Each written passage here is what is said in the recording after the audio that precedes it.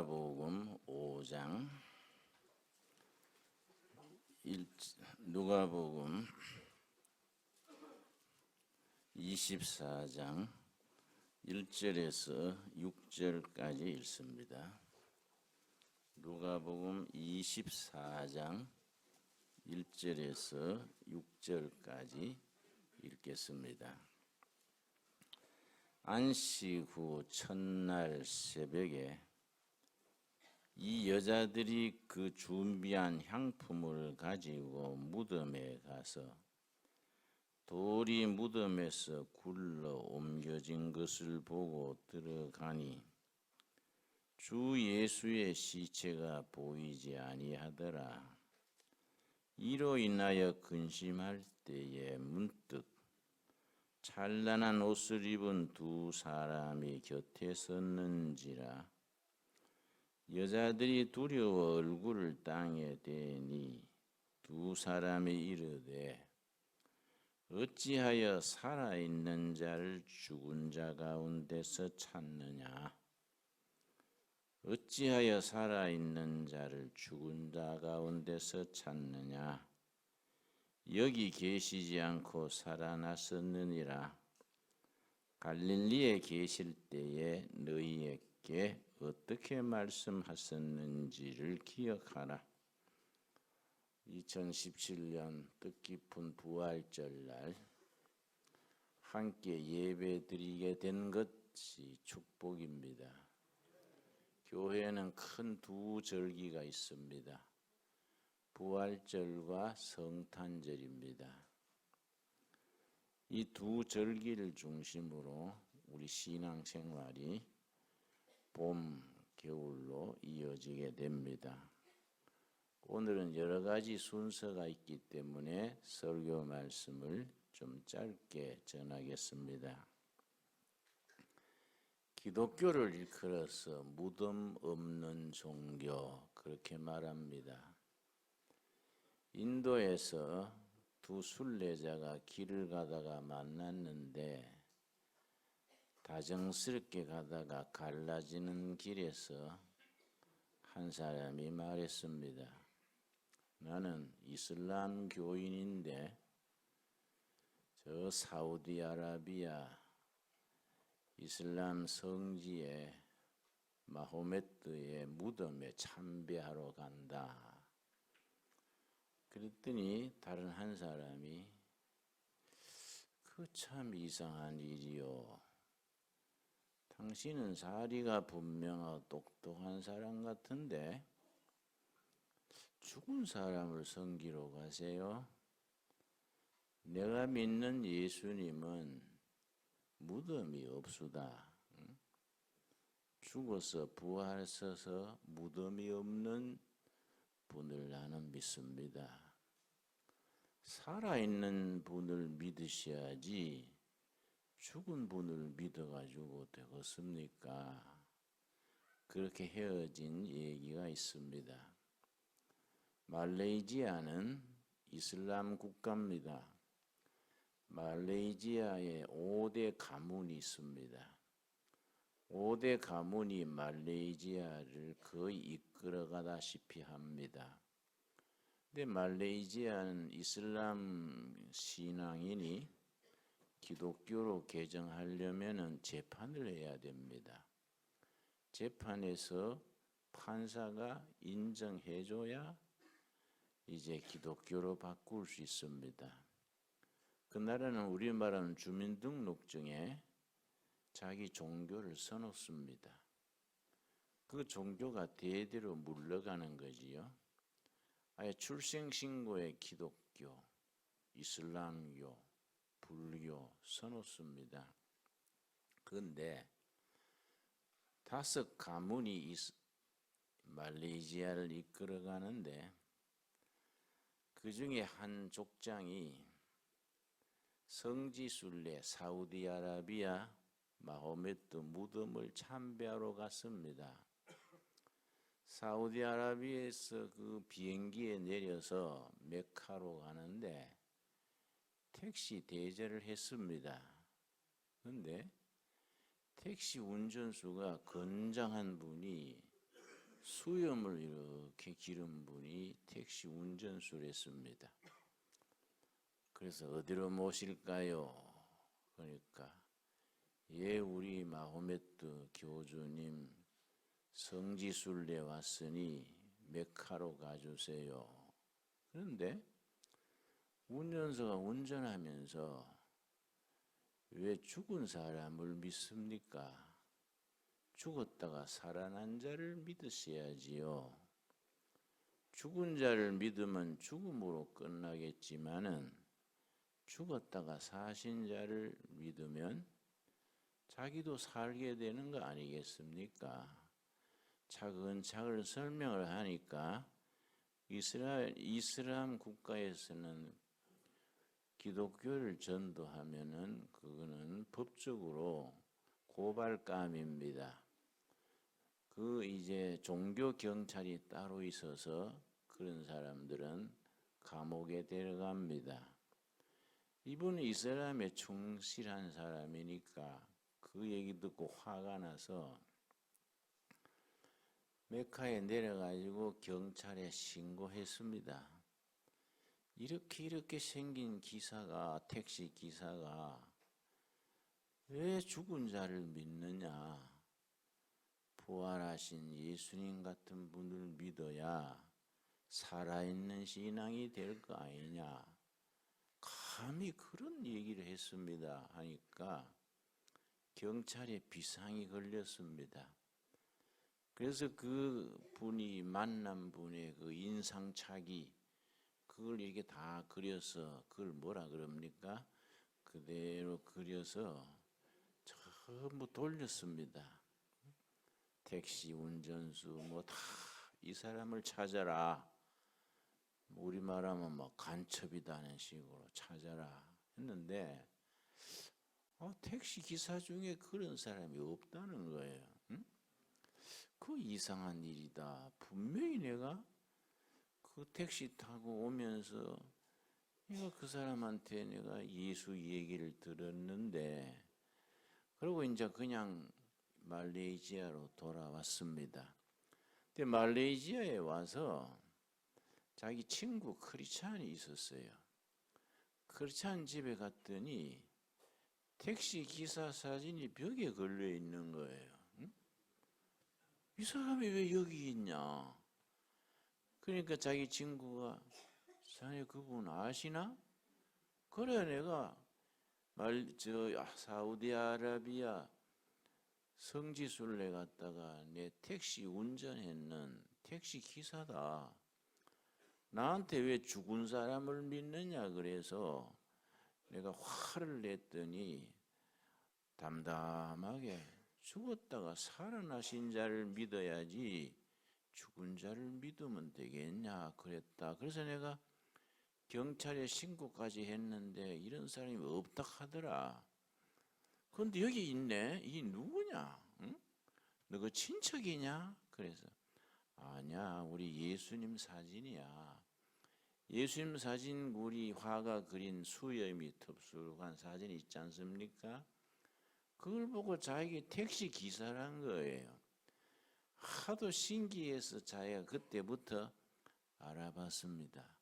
성경을 읽고 예수님을 연구하고 하다가 이슬람교에서 기독교로 그렇게 바꾸게 됐습니다. 그게 이 말레이시아에서는 큰 사건입니다. 그런 일이 있을 수 없거든요.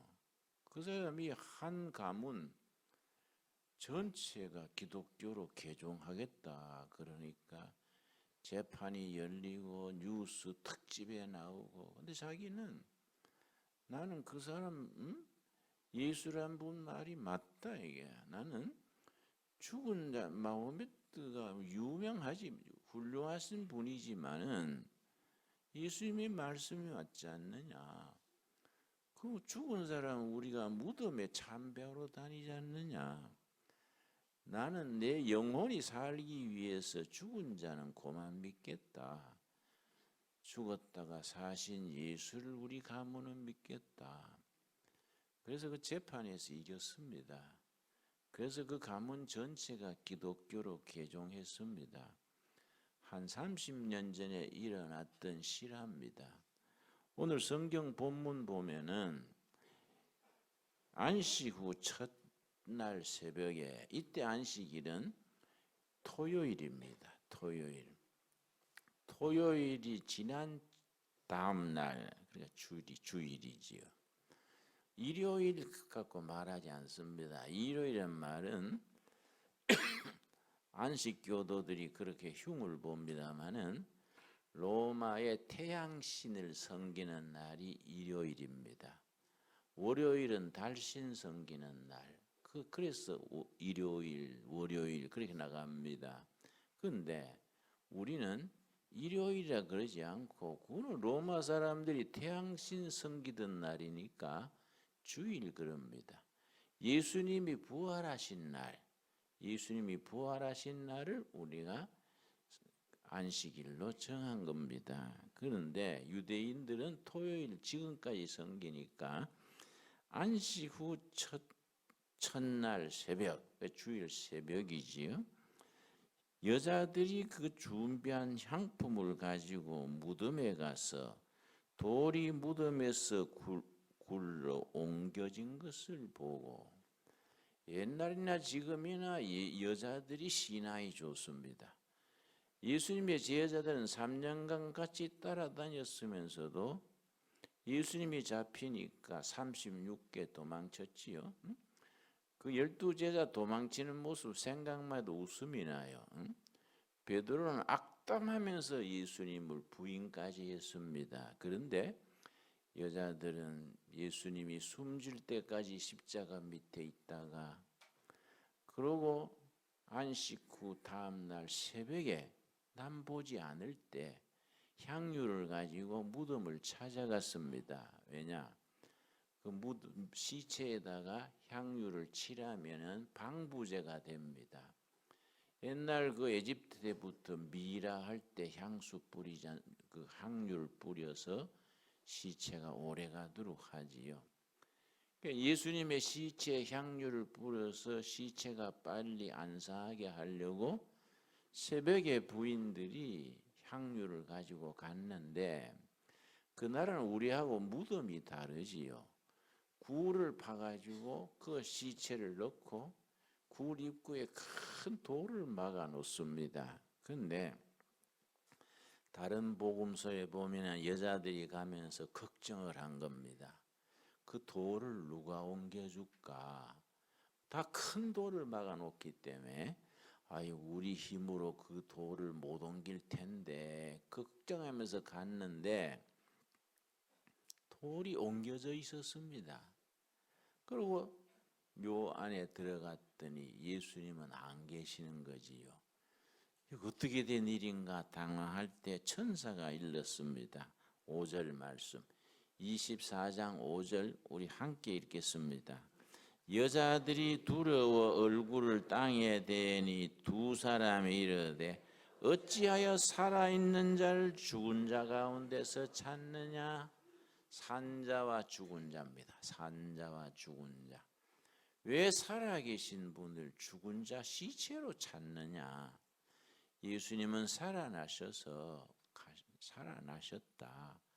왜 산자를 죽은 자 가운데서 찾느냐?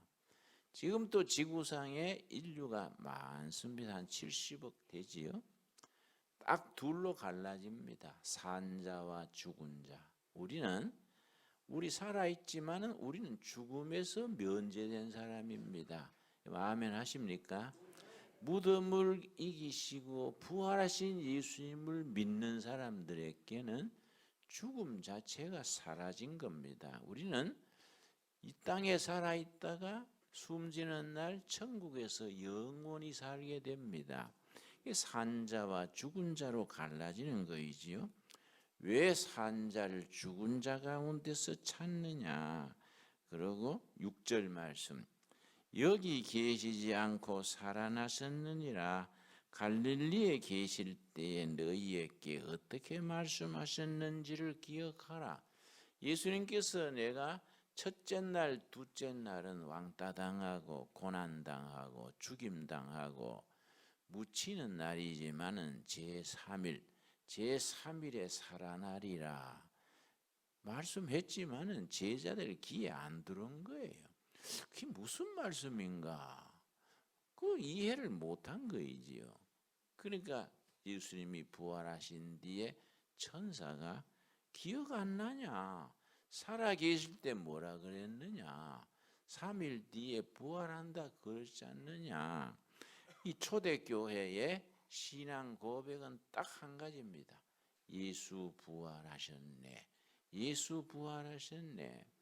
이 부활하신 예수님을 한 40일간 함께 계시다가 그 다음에 저 감람산 오리브산에 가서 성천하실 때에 120명이 환송했습니다. 성천하시는 예수님을 마중을 하고 그 120명이 마가 다락방에 가서 열심히 기도했습니다. 기도했는데 그때 성령이 임해서 교회가 시작이 됩니다.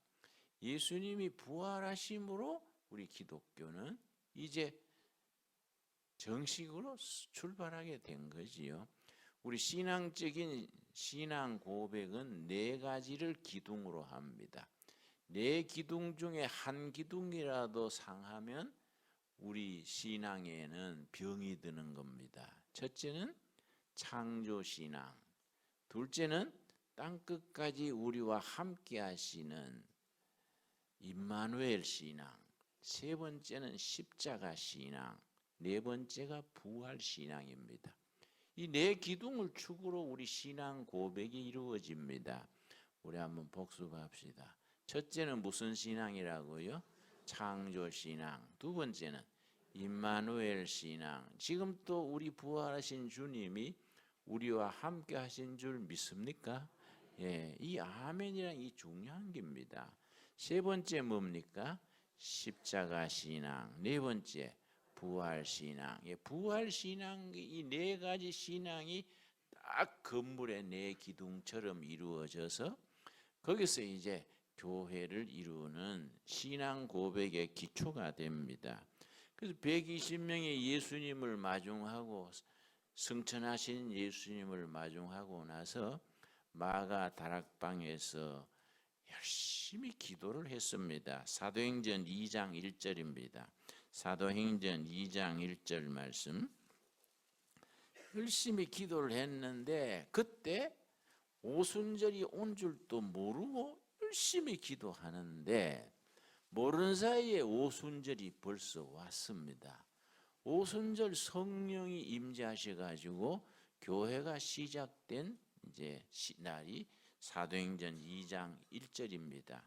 오순절 날이 이미 이름에, 이미란 말은 자기들은 모르고 열심히 기도하고 있었는데 오순절 성령 강림절이 이미 왔습니다.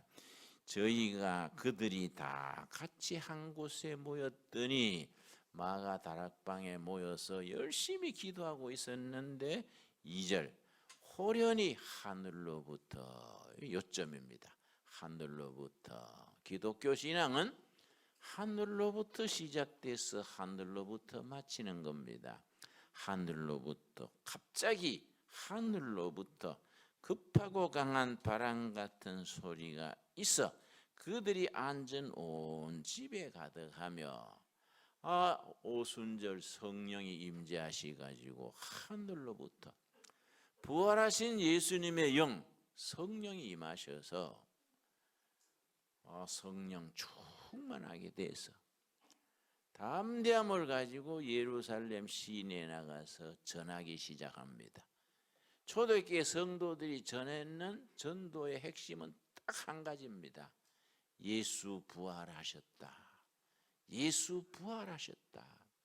제사장들이, 바리새인들이, 로마 군인들이 정치범으로 죽였는 예수가 부활하셨다. 예수 부활하셨다가 기독교 신앙의 딱 중심이지요. 이 오순절 성령 충만한 사람들이 예루살렘 시내에 나가가지고 예수 부활하셨다 확신을 가지고 담대하게 전하니까 그러고 성령 공동체를 이루었습니다. 그래서 은혜를 받고 나면은 성령 체험하고 나면은 부활하신 예수님을 만나고 나면은 삶이 바뀝니다. 공동체 신앙으로 바뀌어집니다. 사도행전 2장 42절입니다.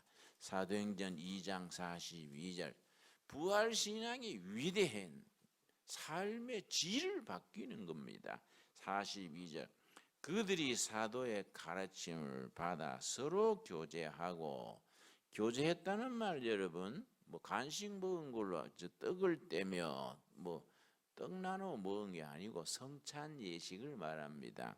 떡을 떼며 오로지 기도하기를 힘쓰니라. 43절.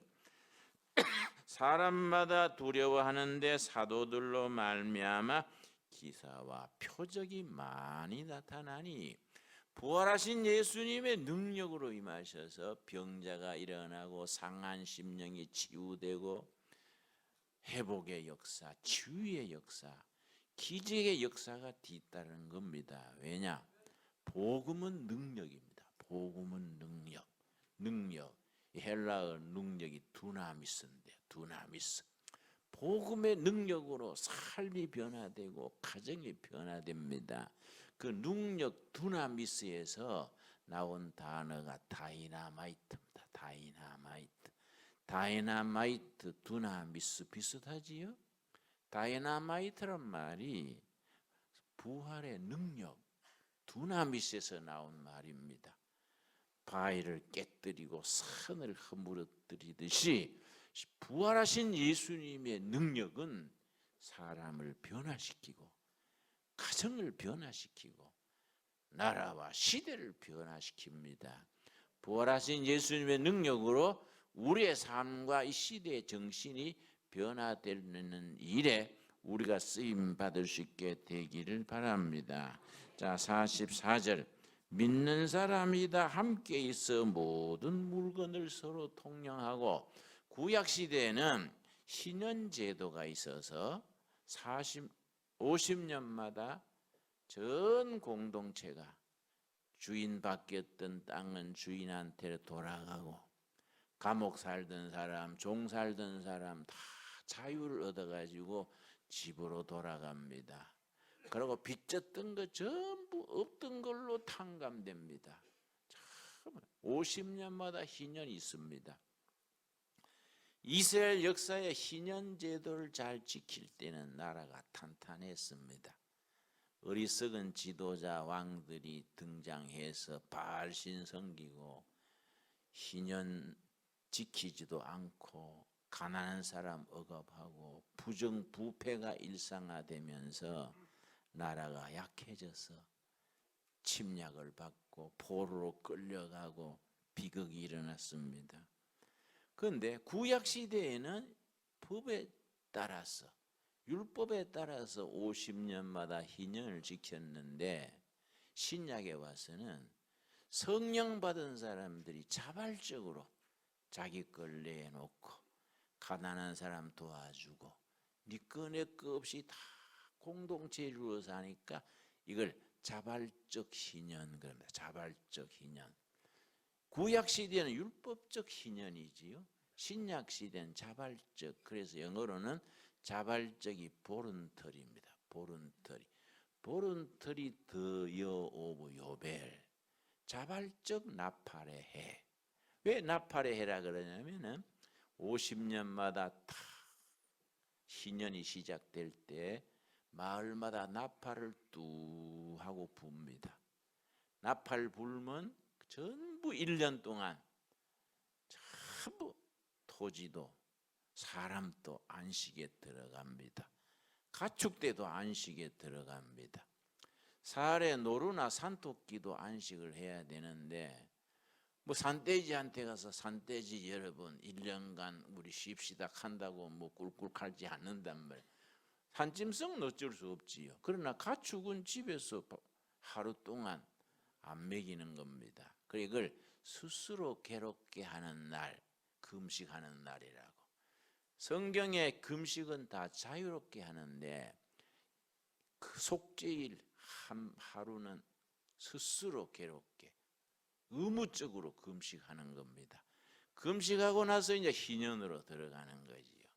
1년간 땅도 사람도 전부 안식에 들어가고 감옥 살던 사람 집에 가고 토지는 전부 주인한테 들어가고 평등이지요.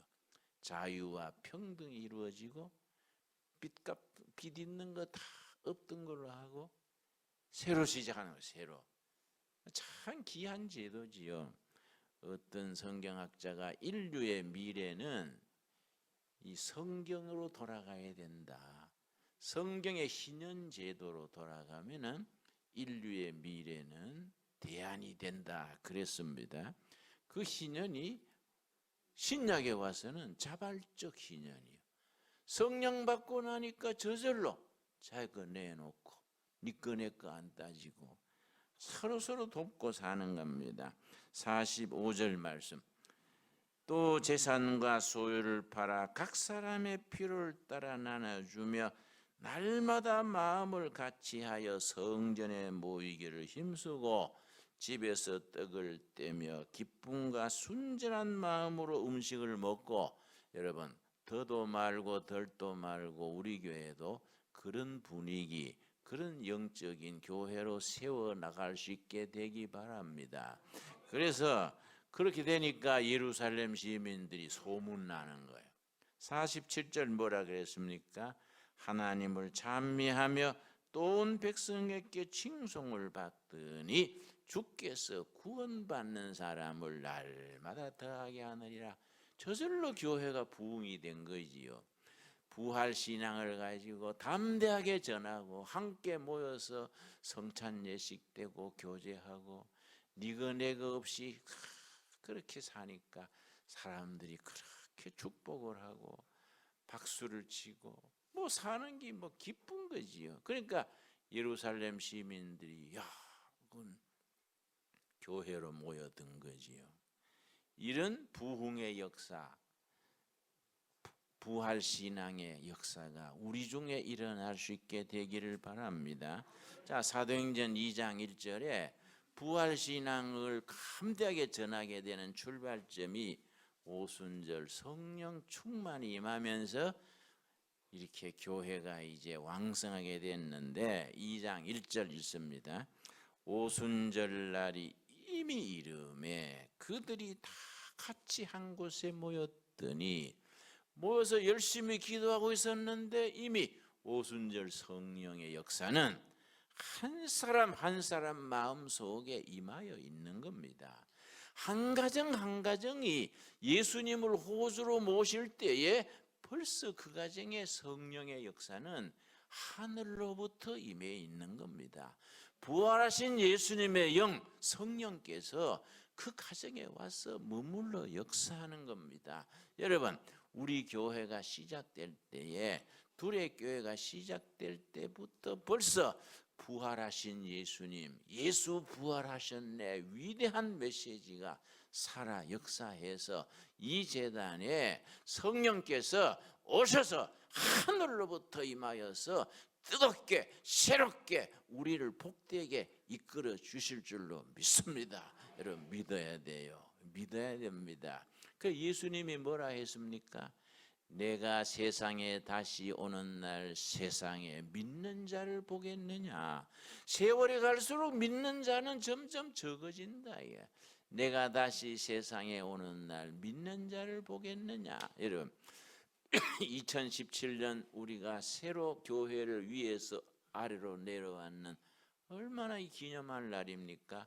작년 이때 우리가 뭐 생각도 못했던 집인데 하나님이 주신 거예요. 새로 교회를 잘 이루어 첫 예배를 드리니까 얼마나 감사합니까? 이 교회가 시작될 때부터 해마다 달마다 성령께서 하늘로부터 임해서 이미 우리 교회 당회장 되시고 인도자 되시고 우리 교회 각 가정의 호주 되시고 각 사람 각 사람의 주인 되셔서 이미 와서 역사하는 것을 믿으실 수 있게 되기를 바랍니다. 그런 믿음이 소중한 겁니다. 그래서 초대교회는 오순절 성령의 역사에 뜨거워지고 담대하신 뒤에 예루살렘 거리에 나가서 전한 게 딱 한 가지입니다. 간단합니다. 예수 부활하셨다. 예수 부활하셨다. 이걸로 뭐 감격을 넘쳐서 아주 담대하게 전하니까 예수 부활의 소식이 퍼져서 이 한국 땅 구석 동두천 세목골까지 온 거 아니겠습니까? 예수 부활하셨네. 우리가 해가 갈수록 부활절을 맞을 때마다 더 확실하게, 더 힘있게, 더 은혜롭게 부활하신 예수님을 믿고 전하고 열매 맺을 수 있게 되기를 바랍니다. 기도하겠습니다. 주님 은혜를 감사드립니다. 부활하신 예수님 찬양합니다. 부활하신 예수님 영광 돌립니다. 우리로 하여금 정말 부활하신 예수님을 믿고 살고 전해서 열매 맺게 하여 주시옵소서. 너희가 믿느냐? 믿으면 아버지의 영광을 보리라 하셨사오매 예수 부활하신 부활을 믿음으로 주님 앞에 영광 돌리는 살아있는 믿음이 되게 하여 주시옵소서. 부활절 아침에 여인들이 예수님의 무덤을 찾아갔을 때에 빈 무덤을 보고 당황할 때에 왜 산자를 죽은 자 가운데서 찾느냐 이르신 주님이시여 우리가 살아계신 예수님을 찬양합니다. 무덤 없는 예수님을 찬양합니다. 우리가 부활하신 예수님을 믿고 살다가 천국으로 가는 우리들의 축복을 감사하게 하여 주시옵소서. 예수님 이름 받들어 기도드렸사옵나이다. 아멘.